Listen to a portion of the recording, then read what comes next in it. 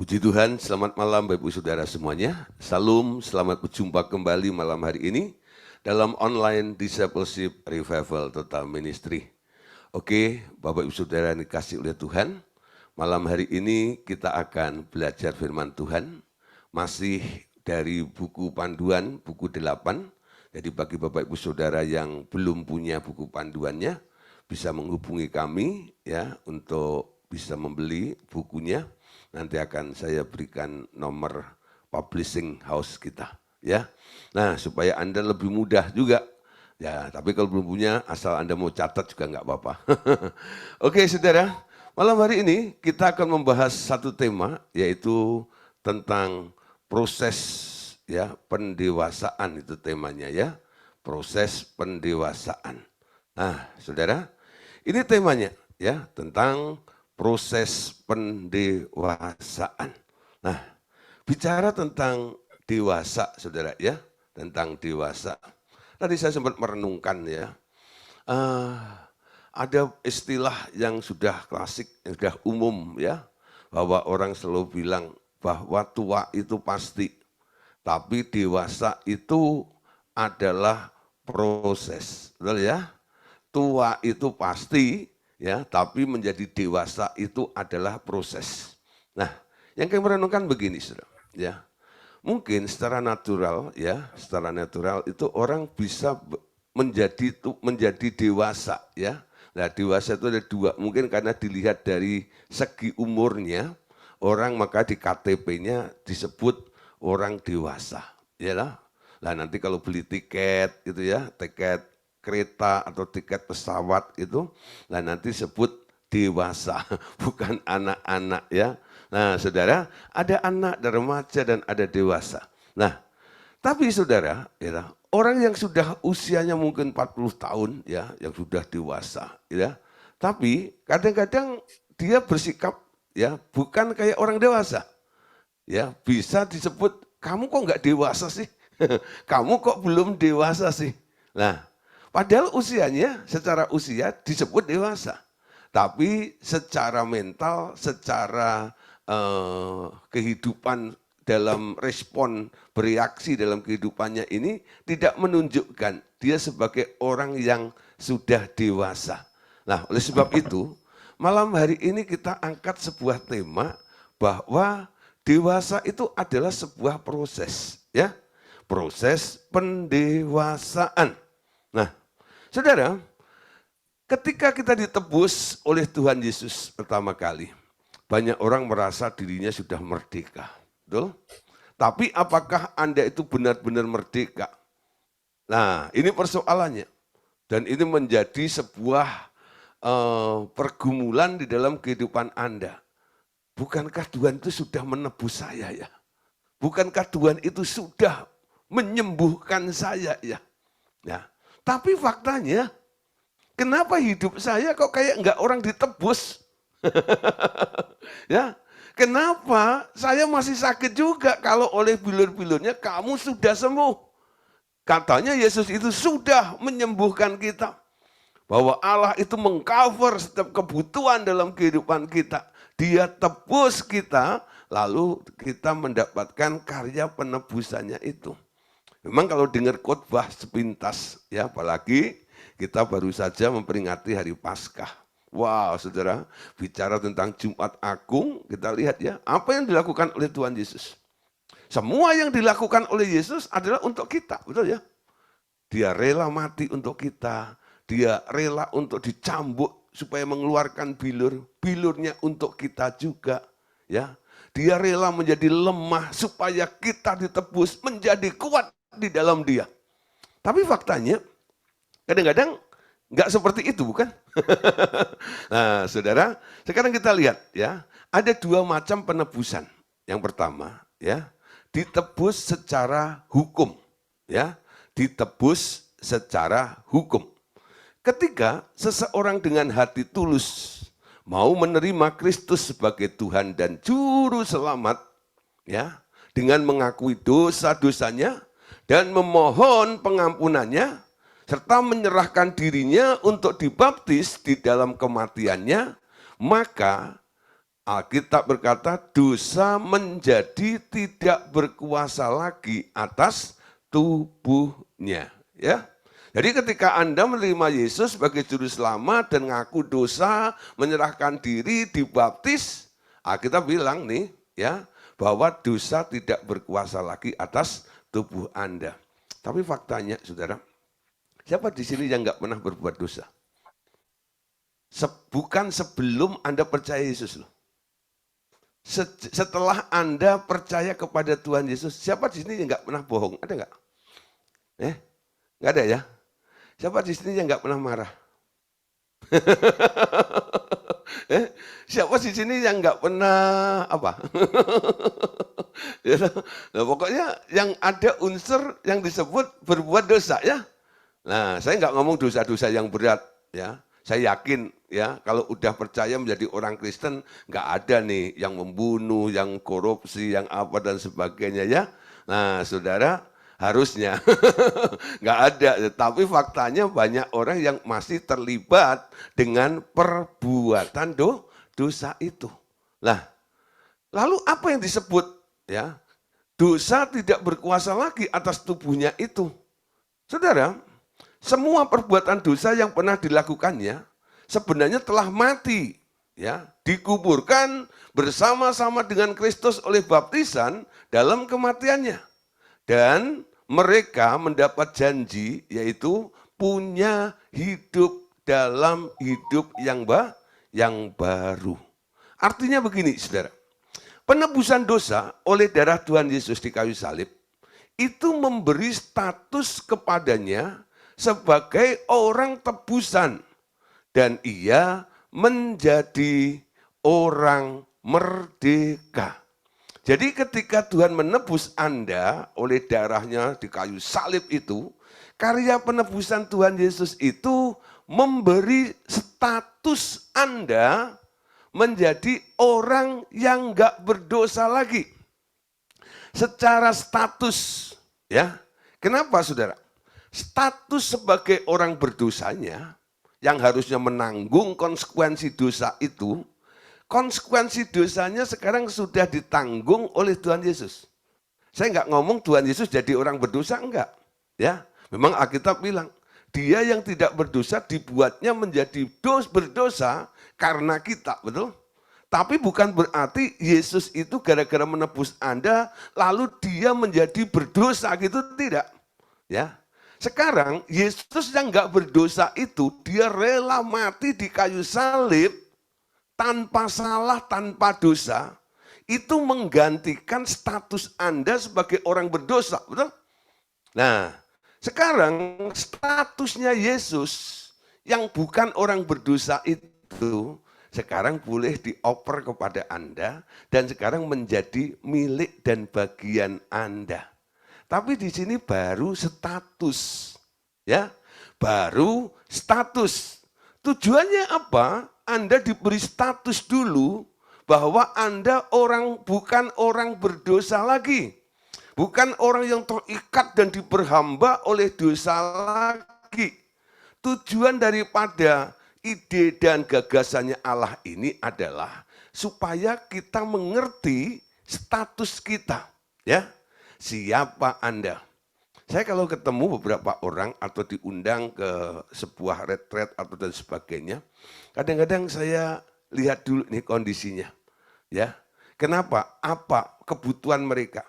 Kalau mereka belum mengerti tentang arah ya, kehidupan kekristenannya masih meraba-raba seperti itu, kadang-kadang saya mau mulai dengan satu tema dulu ya. Siapa saya ini? Ya. Nah, who am I? Ya, siapakah saya ini? Nah, siapakah aku ini? Tapi bukan lagunya, siapakah aku ini? Itu kan. Nah, apalagi yang masih nyanyi kayak begitu ya. Nggak ngerti tentang dirinya. Lalu saya beritahu, ya, kamu itu sangat berharga di mata Allah. Oleh karena itu Allah rela menurunkan anaknya yang tunggal itu untuk mengganti statusmu. Sehingga kamu boleh memiliki status dia sekarang itu. Amin. Nah, jadi ini perubahan status karena Anda sekarang pakai status orang lain yang menggantikan Anda. Yaitu statusnya Yesus sebagai orang yang enggak berdosa. Amin. Nah, walaupun Yesus sekarang ambil over, ya pernah mengambil over status Anda sebagai orang berdosa dan dia digantung di kayu salib. Tapi Yesus walaupun punya status orang berdosa, ya status berdosa, tapi dia nggak pernah berbuat dosa. Nangkep di sini saudara ya. Yesus punya status nggak? Status berdosa ada nggak? Ada. Karena menebus Anda. Akhirnya status menjadi orang berdosa itu nempel menjadi bagian dalam diri Tuhan Yesus. Amin. Menjadi bagian dalam diri Tuhan Yesus. Sehingga Yesus harus ya mengambil dan sekarang punya status itu sebagai manusia berdosa ketika dia di muka bumi ini karena ambil status Anda. Tapi saudara, walaupun dia punya statusnya, dia nggak berbuat dosa, bukan? Nah sekarang sebaliknya. Anda yang menerima statusnya Tuhan Yesus. Yang menjadi, yang dikatakan tidak berbuat dosa. Betul? Bebas dari dosa. Dosa tidak berkuasa lagi. Itu statusnya, amin. Tapi kenyataannya kita masih bisa, kita masih sering melakukan perbuatan dosa. Nangkep saudara? Nah, jadi status itu enggak memerdekakan, bukan? Status itu hanya memberitahu Anda, nih, aku kasih statusmu, ya. Nah, saudara, kalau seseorang ya diangkat nih jadi guru, ya, jadi guru. Nah, sekarang dia punya status sebagai guru. Apa yang harus dilakukan sebagai guru? Dia mengajar, bukan? Dia mengajar. Ya. Walaupun dia punya status sebagai guru, kalau dia tidak mengajar, itu hanya status. Mungkin dia pekerjaannya bukan ngajar, pekerjaannya mungkin dagang. Jadi dia sebenarnya statusnya guru, yang dilakukan adalah tugas atau pekerjaan seorang pedagang. Betul? Nah, banyak nih orang yang sok keren gitu ya. Kadang-kadang papahnya ya, orang tuanya pokoknya mau anaknya pokoknya lulus jadi dokter. Wow gitu ya. Setelah lulus jadi dokter, ya saya punya teman nih ya, dua-dua anaknya lulus jadi dokter sudah. Ya. Setelah lulus ya, nah dari Untar ya, lah ketika di Jakarta itu papanya selalu bilang, Pak Gideon tolong bimbing dua anak saya ini. Ya, lulus saudara, pulang ke kampungnya. Dokternya nggak dipakai. Ini hanya jadi apa namanya gelarnya saja ya, status dia. Ya, dia boleh disebut dokter nggak? Boleh dong, karena dia lulus ya. Ya, ada sertifikatnya, ada ijazahnya, lulus ya, jadi dokter ya. Tapi dia nggak praktek, dia malah bantu orang tuanya jual motor, dealer motor, dua-duanya. Nah, saudara, si dokter ini sekarang kerjaannya dagang. Loh, kenapa saya harus cerita gambaran seperti ini? Supaya apa yang masih membelenggu dan nggak terkuak gitu ya selama ini. Kenapa ya? Firman Tuhan bilang, dosa nggak berkuasa lagi atasmu. Kamu orang kudus, kamu orang benar. Tapi faktanya, kok nggak seperti apa yang Tuhan katakan itu? Nah, di sini sekarang kita nangkep.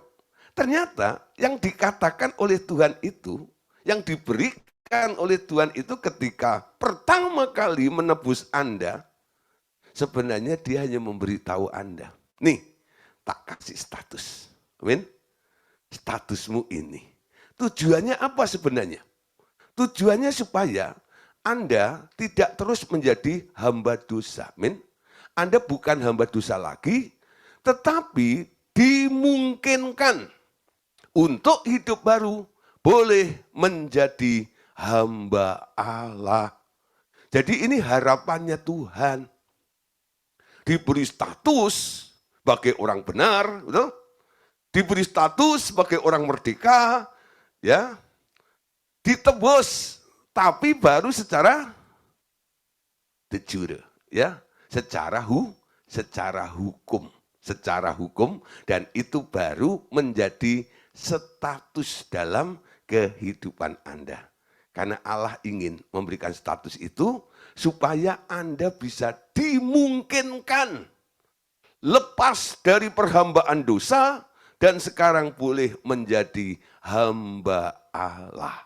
Yuk kita lihat ayat-ayatnya. Roma 6 ayat 3 sampai ayat 6. Baca sama-sama ya.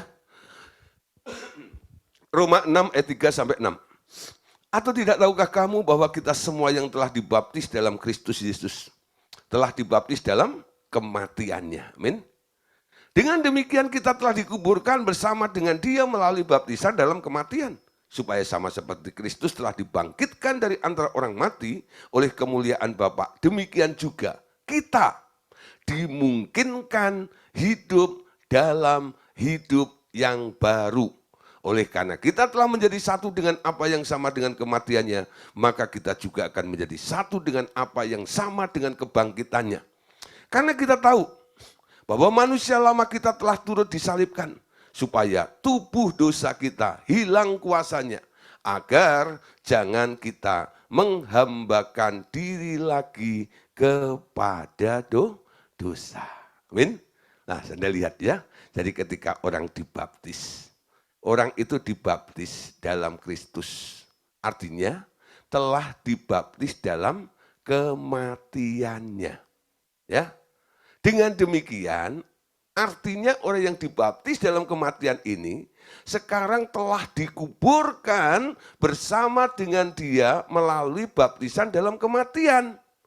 Supaya ya terjadi apa? Seperti Kristus telah dibangkitkan dari antara orang mati oleh kemuliaan Bapa, ya, ada kebangkitan.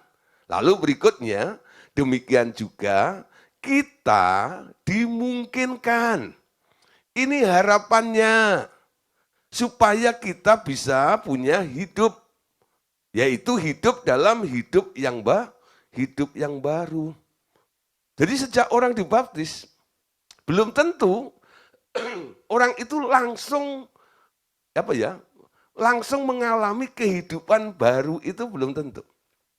Itu baru dimungkinkan. Apa artinya dimungkinkan? Bisa jadi, bisa tidak. Amin. Ya, mungkin. Kalau Anda jawab, ya, ditanya nih ya, Pak Among, ya, kapan ke Jakarta? Mungkin Pak Gideon, seminggu lagi. Oh, berarti Jumat depan ya? Ya mungkin Pak. Nah, kalau mungkin seperti itu, bisa datang, bisa enggak ya? Bisa datang, bisa enggak ya? Kenapa? Karena Pak Among jawab, mungkin Pak. Nah, dia punya alasan-alasan. Kenapa bisa datang, alasannya apa? Kenapa tidak bisa datang, dia punya alasan juga. Betul? Nah, sama saudara. Kata mungkin itu bukan kepastian. Tidak menjamin. Betul? Tapi ini sebuah harapan. Ketika Tuhan, Dia menarik Anda dibaptis dalam kematiannya, dikuburkan bersama dengan Dia, dibangkitkan di dalam Kristus, Anda sedang dimungkinkan supaya Anda punya hidup dan hidup dalam hidup yang baru itu. Amin. Itu artinya ditebus secara hukum atau secara de jure, ya, secara hukum. Di sini Anda hanya baru punya statusnya saja, tapi perbuatannya belum tentu sama dengan statusnya. Seperti contoh tadi orang yang lulus dokter itu, tapi setelah dia pulang ke kampungnya, dia tidak kerja jadi dokter, tapi dia dagang. Ya, punya status tapi tidak mengerjakan seperti apa yang menjadi status gelarnya itu. Roma pasal 7 ayat 4, saudara. Nah, sebab itu saudara-saudaraku, kamu juga telah mati terhadap hukum Taurat melalui tubuh Kristus, supaya kamu menjadi milik orang lain, yaitu milik Dia yang telah dibangkitkan dari antara orang mati, agar kita berbuah bagi Allah. Saudara, untuk bisa merealisasikan apa yang dimungkinkan oleh Allah dalam kehidupan kita ini, Roma 7 ayat 4 ini kuncinya. Ya, Anda harus ngerti. Ya, Paulus katakan, saudara, kamu itu telah mati terhadap hukum Taurat melalui tubuh Kristus. Sekarang kamu menjadi milik orang lain, yaitu milik Dia yang telah dibangkitkan dari antara orang mati agar kita berbuah bagi Allah. Nah, saudara, kalau Anda ditolong oleh Tuhan, diikat, disatukan dengan Dia, sekarang Dia ngomong, aku mau memiliki kamu. Ya, kalau Anda nggak mau dimiliki oleh Tuhan, Anda masih punya identitas diri Anda sendiri, ya. Si aku ini nggak ikut digantung di kayu salib, dimatikan bersama dengan Tuhan Yesus. Sampai kapanpun, saudara, Anda nggak bisa berbuah bagi Allah. Alias mengalami hidup dalam kehidupan yang baru. Nah, sekarang cara memandang hidup kita itu harus dirubah. Roma 6 ayat 11 sampai 12. Demikianlah hendaknya kamu memandangnya. Ya. Demikianlah hendaknya kamu memandangnya. Apa yang dipandang? Bahwa kamu telah mati terhadap dosa, tetapi kamu hidup bagi Allah dalam Kristus Yesus. Sebab itu hendaklah dosa jangan berkuasa lagi di dalam tubuhmu yang fana, supaya kamu jangan lagi menuruti keinginannya. Jadi Anda memandangnya apa? Bahwa Anda itu telah mati. Telah mati. Ya. Ku telah mati dan tinggalkan cara hidupku yang lama. Semuanya sia-sia. Ya, bukan si B ya. Sia-sia. Dan tak berarti lagi hidup ini ku letakkan tuh ya pada misbahmu ya Tuhan. Jadilah padaku seperti yang kau ingini. Cereng. Cara memandangnya apa? Ku telah mati. Amin. Nah, saya sering memberikan ilustrasi. Ketika saya membimbing beberapa orang untuk mau dibaptis, saya bilang, kalian itu mau dibunuh, ya? Dibaptis itu artinya dibunuh, dimatikan. Nah, kalau Anda sudah mati, yang perlu Anda lihat, yang perlu Anda ingat dan sadari adalah kamu itu sudah mati. Apa artinya sudah mati itu? Nah, saya beri ilustrasi, ya. Kalau Anda punya keluarga, ya mungkin mak atau makco gitu ya. Nah, yang dulu selama hidup dia itu sukanya buah mangga gitu ya. Wah, suatu kali mak meninggal, taruh di rumah duka selama 2-3 hari di sana sebelum dimakamkan. Nah, lalu Anda ingat, wah emak itu dulu ya suka mangga. Lalu Anda ke pasar atau ke toko buah beli mangga yang manis, mana lagi atau harum manis gitu ya. Nah, kalau mana lagi kan nambah terus ya. Nah, ya, mana lagi gitu ya. Nah, harum manis lah gitu ya, pahit manis gitu ya. Wah, Anda loh, mak gitu. Aku bawa ini mangga, mak kan suka dulu ya. Ya, Anda kupasin, Anda taruh di ini, Anda sodor-sodorin gitu ya. Kira-kira sama mak dimakan enggak? Enggak. Mak itu enggak nyentuh sama sekali. Kenapa? Keinginannya sudah hilang. Walaupun itu makanan favoritnya, buah favoritnya. makanan kesukaannya sekalipun, betul? Kenapa? Kenapa dia nggak pengen lagi? Kenapa dia nggak mau lagi? Kenapa dia nggak mau menyentuhnya lagi? Karena dia sudah mati. Cara memandangnya seperti itu. Aku ini sudah mati. Mati bagi dunia ini. Ya. Sekarang Anda memandang dunia itu adalah sesuatu yang sia-sia. Amin. Bukan sesuatu yang harus Anda kejar lagi. Yang Anda kejar cuma satu. Kemuliaan, kekudusan, kesempurnaan. Itu yang perlu Anda kejar. Bukan mengejar dunia yang fana itu. Nah, saudara, cara memandangnya sekarang berbeda. Ya, kesukaanmu cuma satu. Aku suka memuliakan Tuhan. Nah, bagaimana cara memuliakan Tuhan? Kalau Tuhan suruh Anda tetap bisnis, itu enggak ya? Tetap dagang, Anda dagang karena disuruh Tuhan, betul? Caranya bagaimana, dagangnya apa? Menurut keinginan dan maunya Tuhan. Itu cara menyenangkan Tuhan, betul ya? Nah, melakukan apa yang diinginkan oleh Tuhan.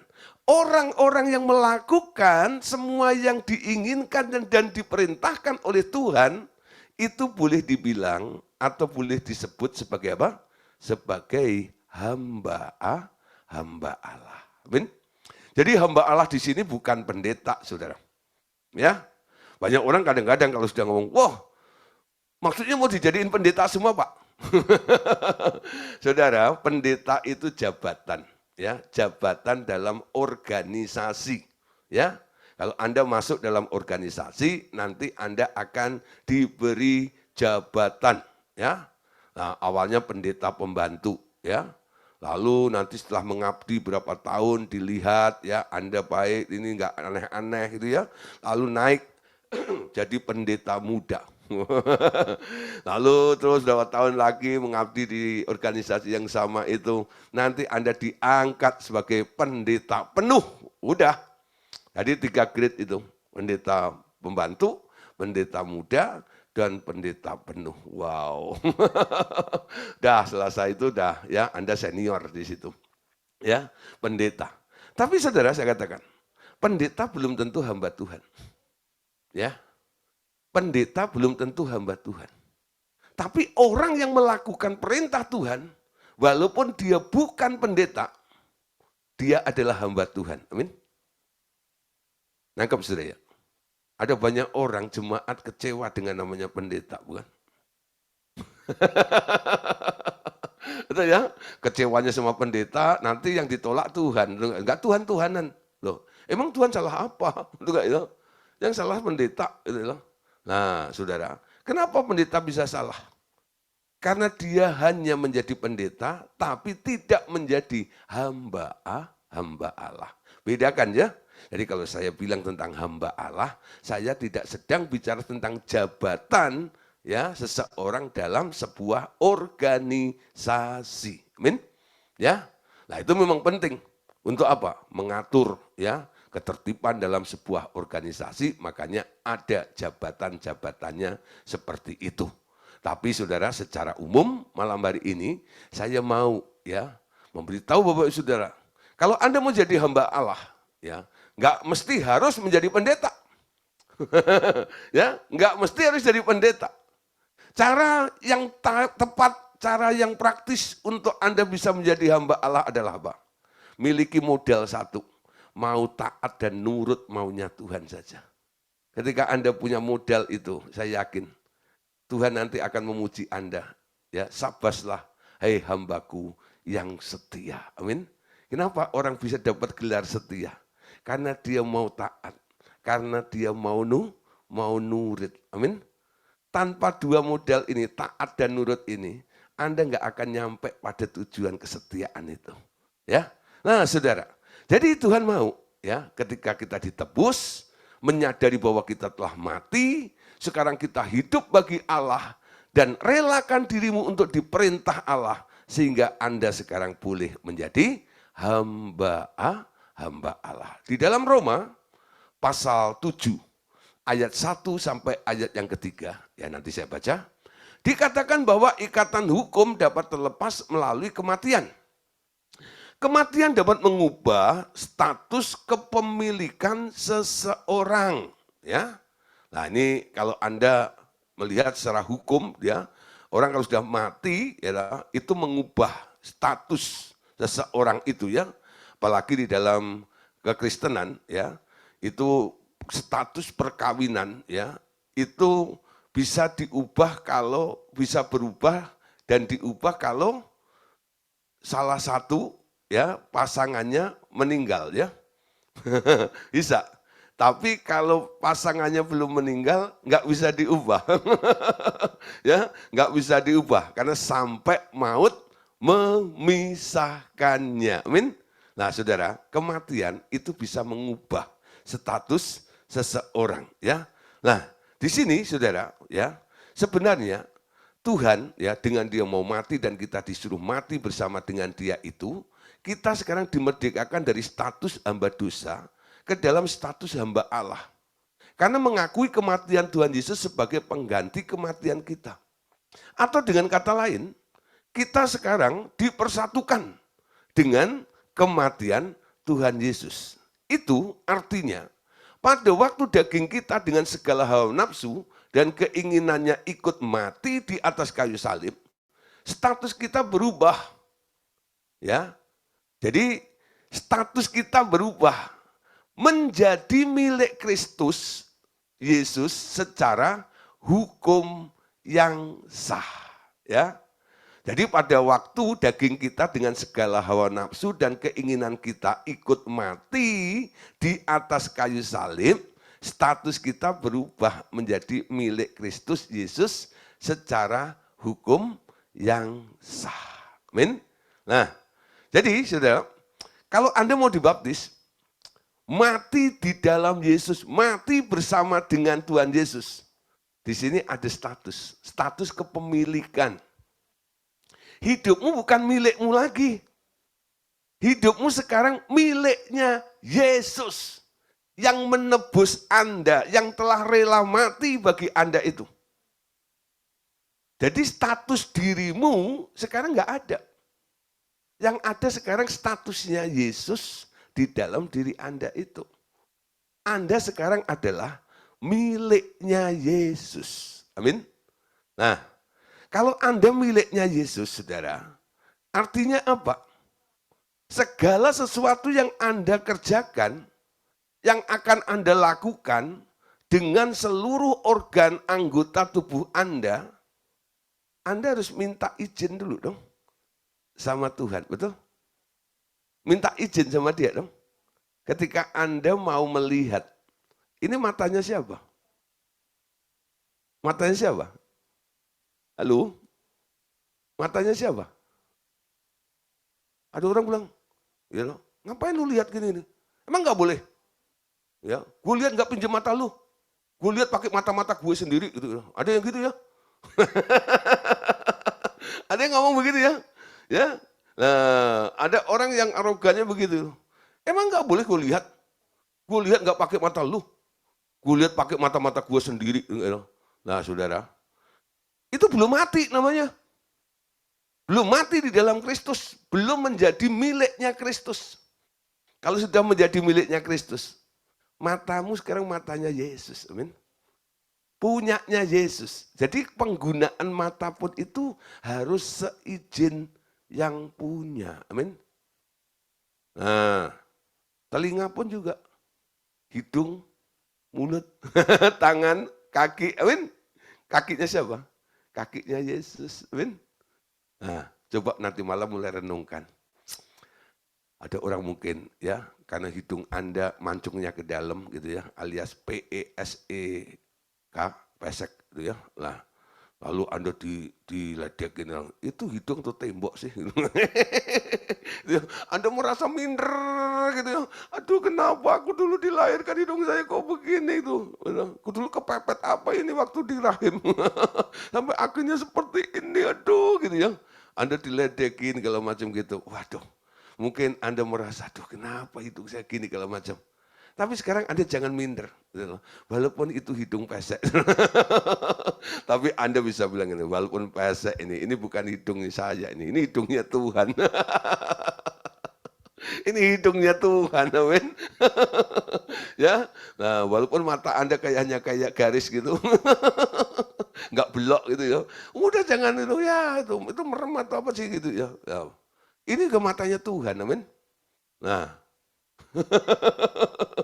nah, saudara, Anda lihat, saudara. Itu nanti ya, itu akan berkembang ke dalam segala aspek, saudara. Kalau ini matanya Tuhan, kalau sampai katarak, sampai terjadi kerusakan dan sebagainya, Anda tinggal komplain, oh, Tuhan, kenapa matamu kok nggak jelas gitu ya? Ini bukan mataku loh, betul ya? Amin? Anda bisa gitu.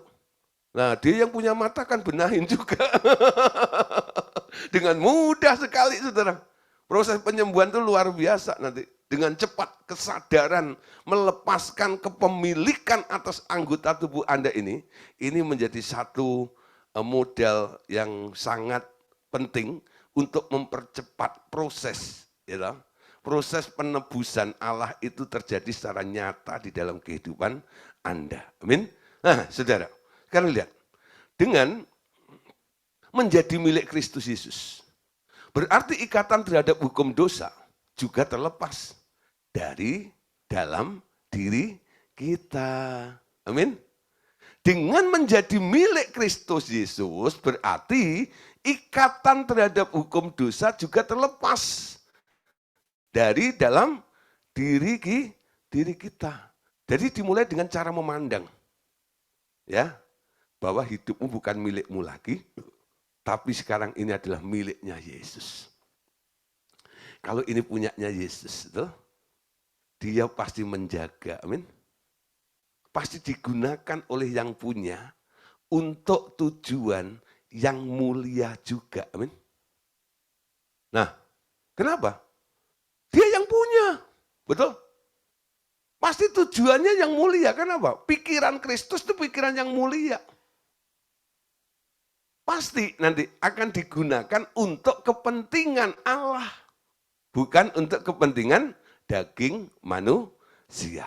Ya, Roma pasal 7 ayat 1 sampai ayat yang ketiga. Apakah kamu tidak tahu, saudara-saudara? Sebab aku berbicara kepada mereka yang mengetahui hukum. Bahwa hukum berkuasa atas seseorang selama orang itu hidup. Amin. Jadi hukum dosa dan maut itu terus akan bergerak menarik Anda. Kalau Anda tidak pernah mati, kalau Anda masih hidup, si aku itu masih hidup, nggak mati bersama dengan Yesus, Anda tetap dikuasai oleh hukum itu, ya.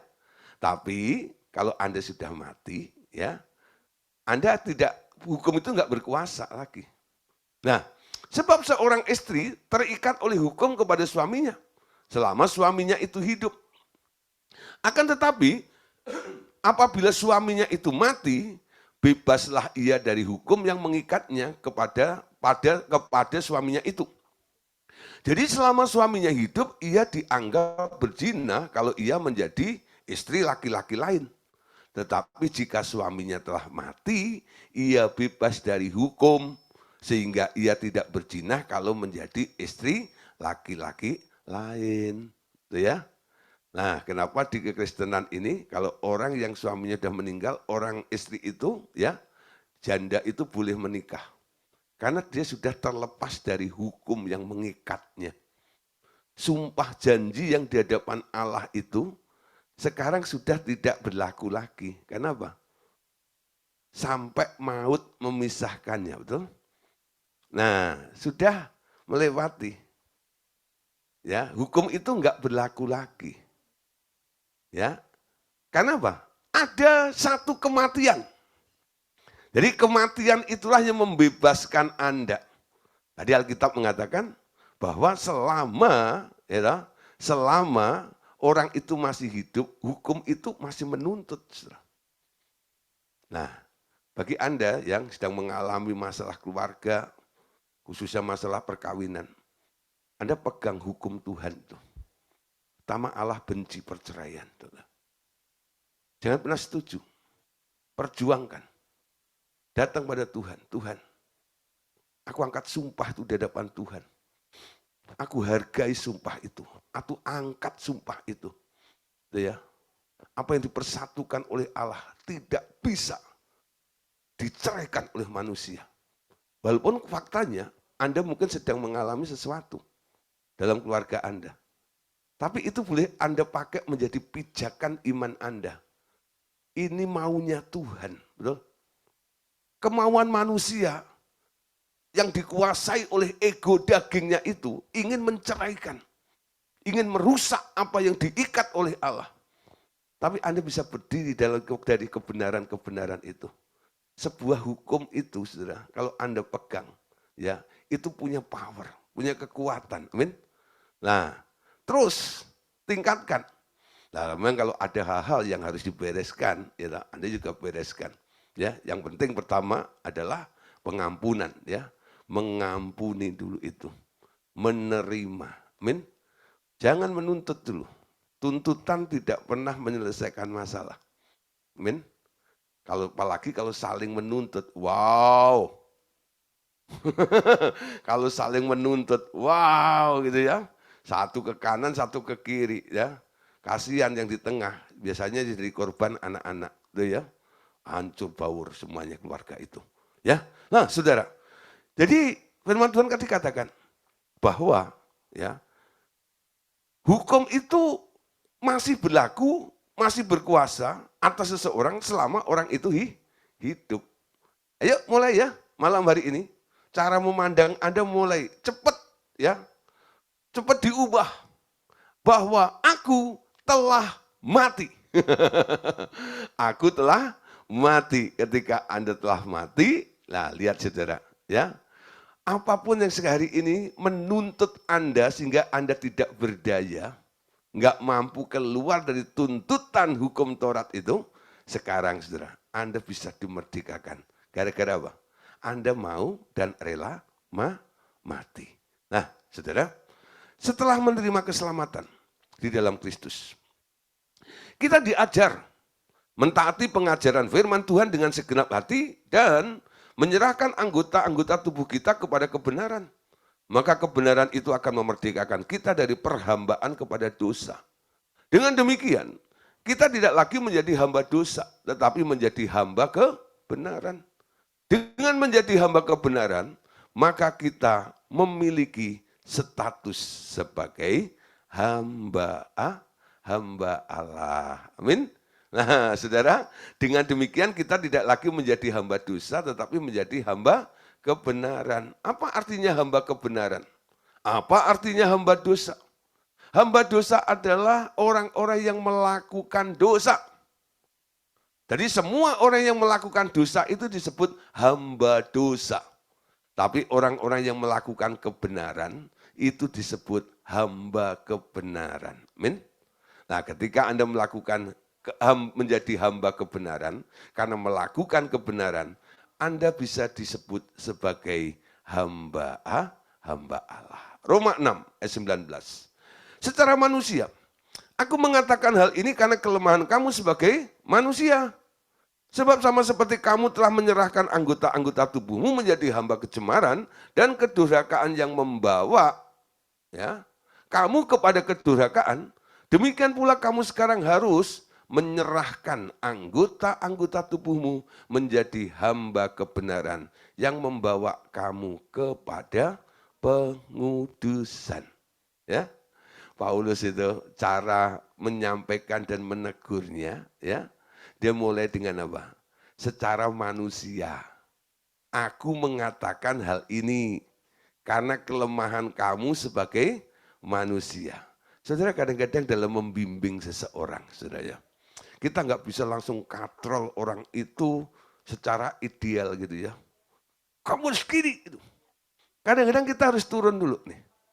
Ya. Paulus tuh bukan bunglon, itu bukan. Ya, untuk mengangkat seseorang yang sedang terpuruk, yang sedang jatuh itu nggak bisa Anda hanya lempar tali, lalu Anda tarik gitu ya. Nah, Saudara kadang-kadang walaupun Anda lempar tali, Anda ulurkan tongkat, orang yang sedang terjerembab, orang yang sedang jatuh itu, kadang-kadang mereka, ya mungkin karena sudah asik atau memang nggak berdaya, untuk pegang tali aja nggak kuat. Untuk ngambil tongkat yang Anda berikan aja itu udah nggak ada, nggak ada daya sama sekali, betul? Nah kalau Anda ketemu dengan orang-orang seperti itu, apa yang Anda lakukan? Ya, saudara, ada orang yang sedang betulin sumur ya, itu jatuh ke dalam gitu ya. Lalu di Cianjur dulu. Itu ya. Nah, ada di berita kan ada itu. Nah, untuk menarik, mengambil orang yang sekarat ada di dalam itu apa yang dilakukan? Dia turunkan orang ya, masuk ke sana, betul? Wah. Lalu orang itu bopong nih, naik ke situ. Wow, ke atas segala macam. Kadang-kadang saya menemukan hal seperti itu. Saya nggak bisa bicara terlalu tinggi dengan orang itu. Secara ideal seperti firman itu. Kadang-kadang saya mulai ajak ngomong sesuai dengan gaya dan kondisi orang itu ya. Nah, bukan berarti saya jadi turun rohani saya, bukan di situ. Ada tujuannya. Paulus berkata secara manusia, aku mengatakan hal ini karena kelemahan kamu sebagai manusia. Nah, lihat apa yang dikatakan Paulus.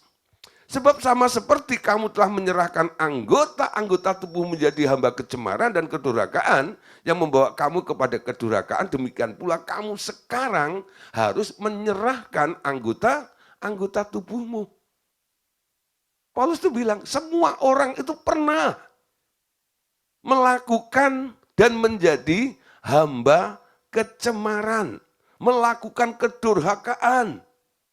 Tapi akhirnya Paulus berkata, sekarang saatnya kamu harus menyerahkan anggota-anggota tubuhmu itu menjadi hamba kebenaran yang akan membawa kamu kepada pengudusan itu. Amin.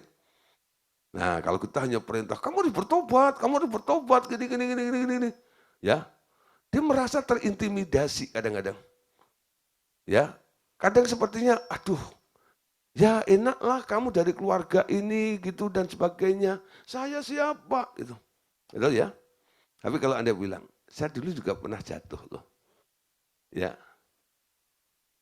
Tapi saya sadar bahwa ketika saya jatuh melakukan hal yang jahat, yang cemar itu, saya jadi hamba dosa. Ya. Dan perbuatan dosa itu tiap hari terus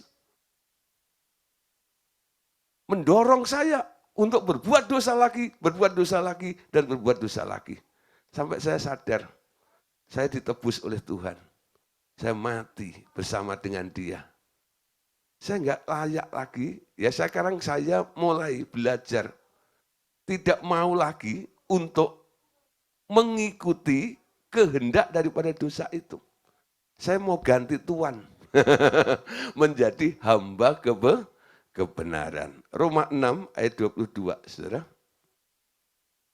Tetapi sekarang, setelah kamu dimerdekakan dari dosa dan setelah kamu menjadi hamba Allah, kamu beroleh buah yang membawa kamu kepada pengudusan dan sebagai kesudahannya ialah hidup yang kekal. Wow, ya, dimerdekakan menjadi hamba Allah, akhirnya dibawa kepada satu tahap pengudusan.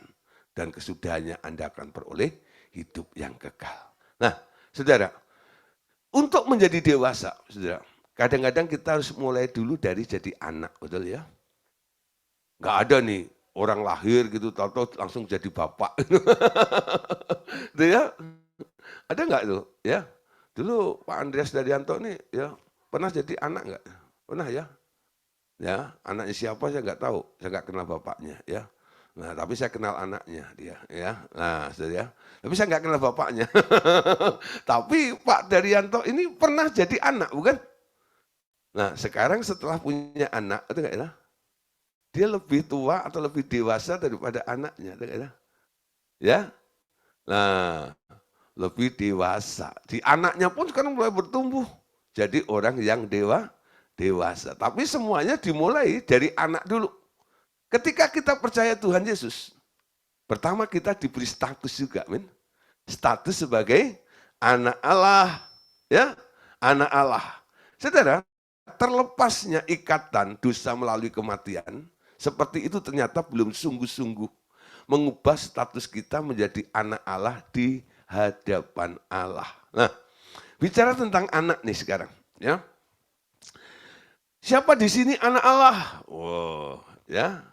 Siapa? Coba yang buka kamera boleh ya, angkat tangan ya. Siapa di sini anak Allah? Woi, Pak Joni juga angkat tangan ya. Siapa di sini anak Allah?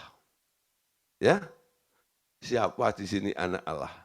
Nah, Saudara, secara de facto atau secara de jure, Anda itu anak Allah. Ya.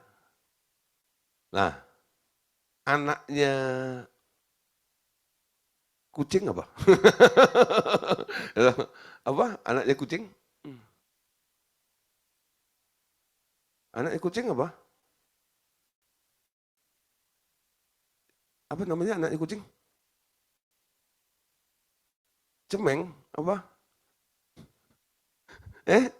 Anaknya kucing cimeng? Ya, itu kan sebutannya ya. Ya. Nah, yang beranak disebut induknya, ya toh. Yang dilahirkan disebut anak-anaknya, betul?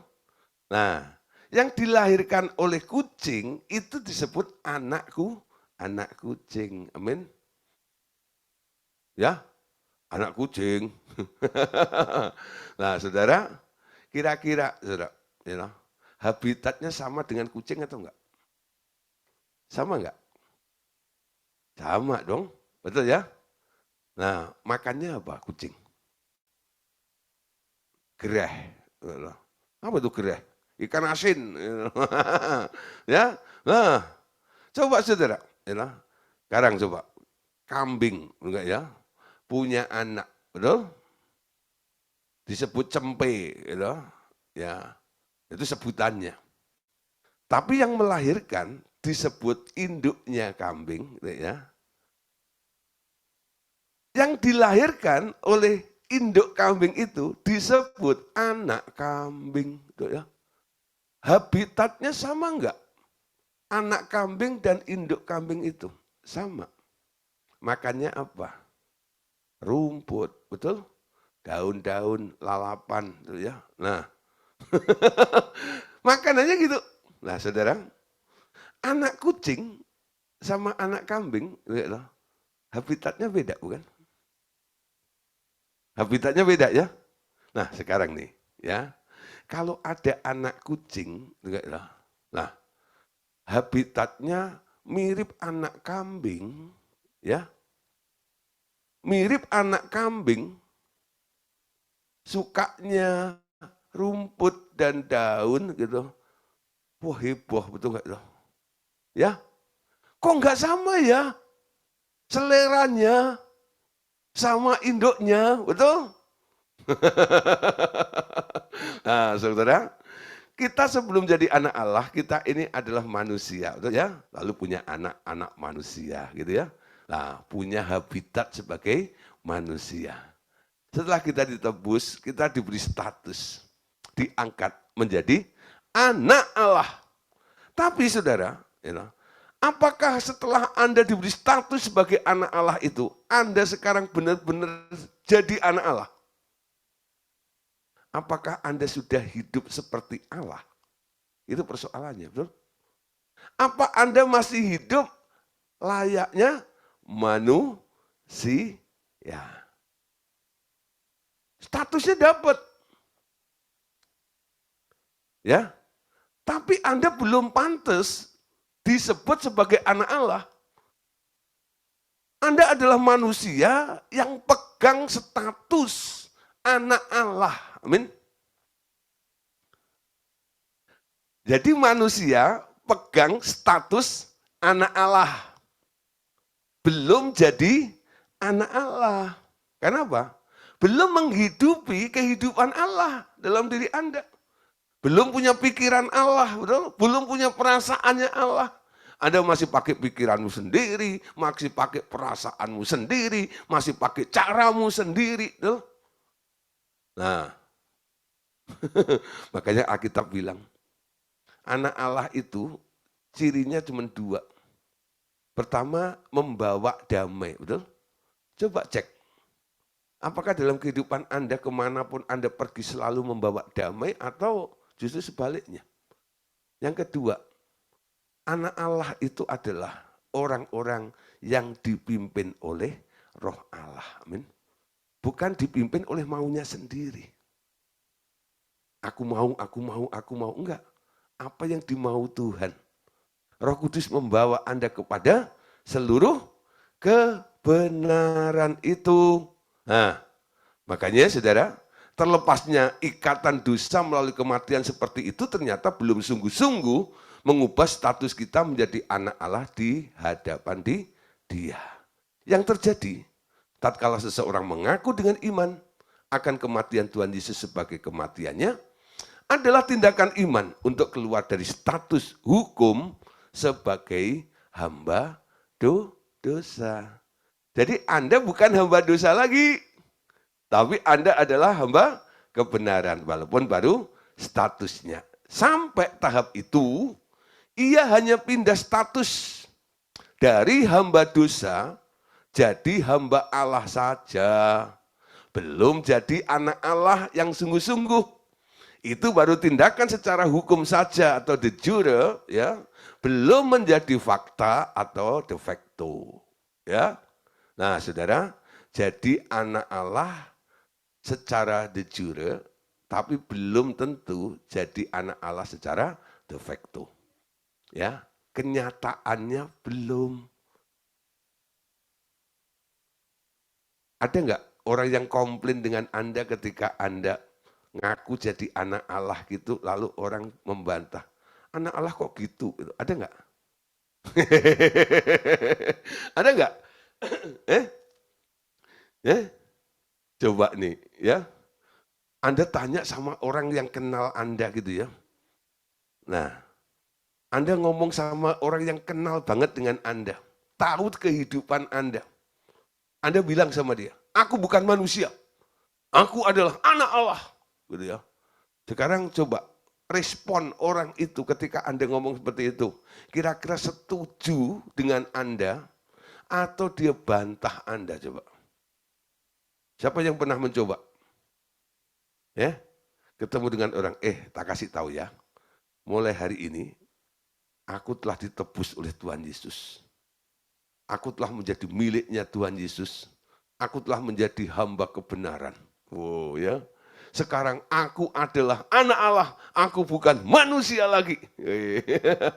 Ya. Nah, ketika Anda ngomong begitu ada yang komplain enggak kira-kira? Ya, orang yang kenal, yang pernah lihat kehidupan Anda gitu ya. Nah, orang butuh butuh buktinya, betul? Sebagai anak Allah, manifestasi Allah itu terjadi enggak dalam kehidupan Anda? Manifestasi Yesus itu nampak enggak dalam kehidupan Anda? Karena yang disebut anak Allah itu sejatinya cuma satu, siapa? Yesus, betul? Allah itu enggak punya anak yang lain. Anak Allah Bapa itu cuma satu. Disebut anak tunggal Bapa penuh kasih karunia yang dulu duduk di pangkuan Bapa itu dan disuruh turun ke bumi untuk menebus manusia, betul? Jadi anak Bapa itu tunggal. Cuman hiji, cuman satu, sitok. Yaitu Yesus itu loh. Ya. Nah, kalau Anda boleh diakukan sebagai anak Allah, diberi status, diberi posisi yang sama seperti Yesus, hendaknya hidupmu sama seperti Yesus. Betul? Sebagai apa? Sebagai hamba Allah. Yesus ketika di muka bumi dia bilang, aku ini hamba Allah. Betul? Pelaksana tugas kehendak Allah itu loh. Makananku ialah melakukan kehendak Dia dan menyelesaikannya. Itu bisnisku. Gitu. Ini pekerjaanku. Jadi nanti kalau Anda ditanya, gitu, Pak Joni, kerjanya apa? Ya mungkin pedagang nih, gitu ya. Ya, Anda harus jawabnya bukan pedagang. Kerjaannya apa? Aku ini hamba Allah. Melakukan kehendak Allah. Apa itu maksudnya? Iya, Tuhan suruh saya dagang. Jadi saya dagang ini disuruh Tuhan. Memang hasilnya disuruh kantongin saya. Tapi dengan saya dagang, nama Tuhan dikenal. Amin. Karena saya jadi pedagang yang jujur. Timbangannya tepat. Amin. Beda. Ya. Anda tangkap ya. Hidup jadi hamba-hamba Allah itu bukan berarti Anda khotbah gitu, enggak gitu loh ya. Ya. Anda khotbah bukan di mimbar. Anda khotbah di tempat kerjamu. Amin. Itu tokomu itu adalah mimbarmu. Amin. Orang boleh mengenal Yesus dari mimbarmu itu loh. Ya. Nah. Nah, ini saudara, penting sekali di sini.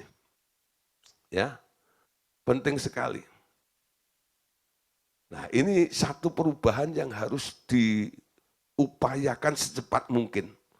Supaya perubahan status Anda sebagai anak Allah itu bukan hanya secara de jure atau secara hukum, tapi ada realitanya, ada faktanya, sehingga Anda boleh ditebus secara fakta dan juga menjadi Allah, anak Allah secara de facto juga. Amin. Yohanes pasal 1 ayat yang ke-12. Namun semua orang yang menerimanya diberinya kuasa supaya menjadi anak-anak Allah. Yaitu mereka yang percaya dalam namanya. Orang-orang yang dilahirkan bukan dari darah atau dari keinginan jasmani. Bukan pula oleh keinginan seorang laki-laki, melainkan dari Allah. Coba perhatikan di sini ya. Pertama Anda diberi kuasa. Ya, otoritas, diberi hak. Kalau dalam TL terjemahan lamanya diberi hak supaya menjadi anak Allah. Ini baru hak ya, ketika Anda percaya dalam namanya. Nah, saudara, sebenarnya Anda itu adalah orang yang lahir dari Allah, bukan? Anda mati bagi dunia ini. Sekarang Anda boleh lahir baru di dalam Allah, dong. Menjadi ciptaan baru itu. Ini ayat 13 katakan, orang-orang yang dilahirkan bukan dari darah atau dari keinginan jasmani, bukan pula oleh keinginan seorang laki-laki, melainkan dari Allah. Amin. Nah, apanya yang harus diubah sekarang? Keinginannya. Bukan keinginan jasmani, bukan keinginan dagingmu, ya, bukan keinginan manusia atau seseorang, melainkan keinginannya Allah. Keinginannya Allah itu. Nanti tentang keinginan akan kita bahas setelah ini. Ya.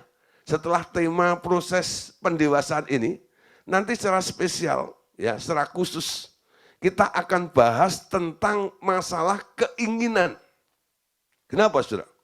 Karena namanya keinginan, aku mau itu adalah sumber petaka dari manusia. Betul ya? Sumber petaka manusia itu adalah aku mau. Nah, blessing Anda itu sebenarnya dia mau. Betul ya?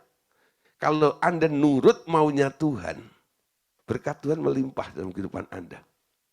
Tapi kalau Anda terus kekeh pada kemauan mau Anda sendiri, nah, Anda akan jadi orang yang sesat katanya. Sesat itu apa? Sesat itu karena mengambil jalannya sendiri. Aku mau itu loh. Lah orang kalau tersesat itu nasibnya gimana? Pasti akan sengsara di sana. Ya, coba Anda lihat dalam Galatia pasal 4 ayat 4 sampai ayat yang ke-7. Galatia 4 ayat 4 sampai ke-7.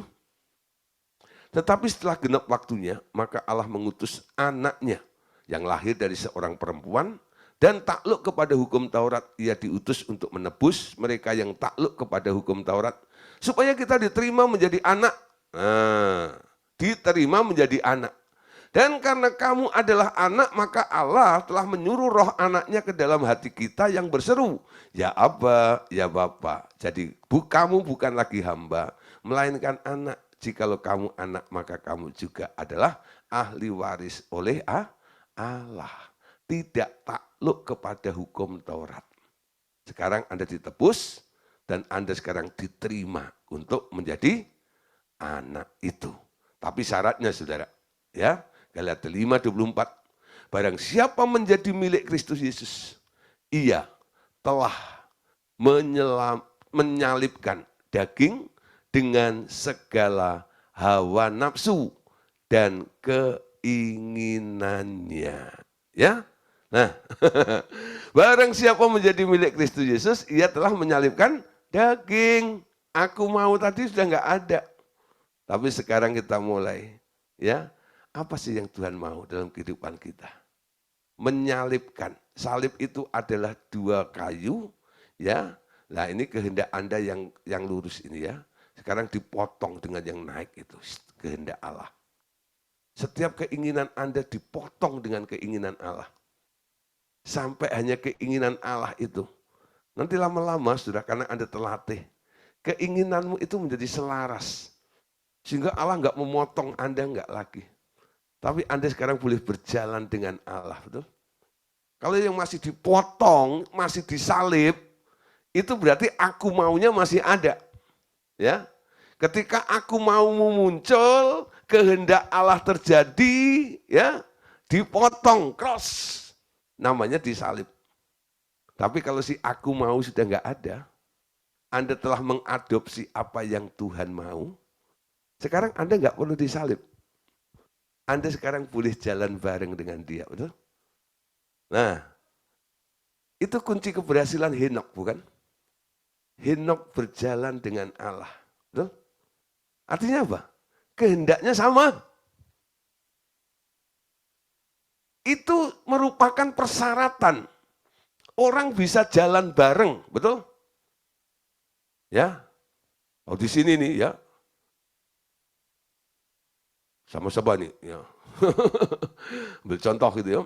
Nah, Bu Hotmida, wah dari ada ya. Nah, Bu Hotmida itu, wah, ya.